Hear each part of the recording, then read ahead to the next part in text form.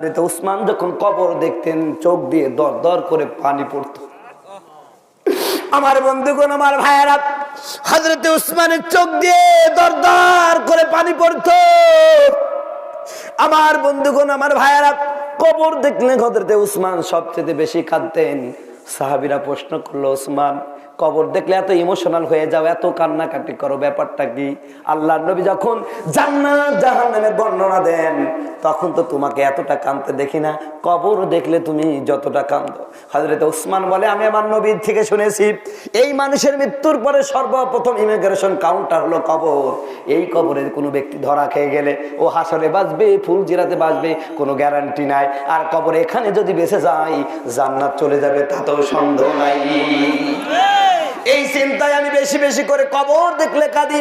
না জানি আমার জীবনে কবরে কি হবে, ওখানে কেউ থাকবে না, আমার বন্ধু থাকবে না, স্ত্রী পুত্র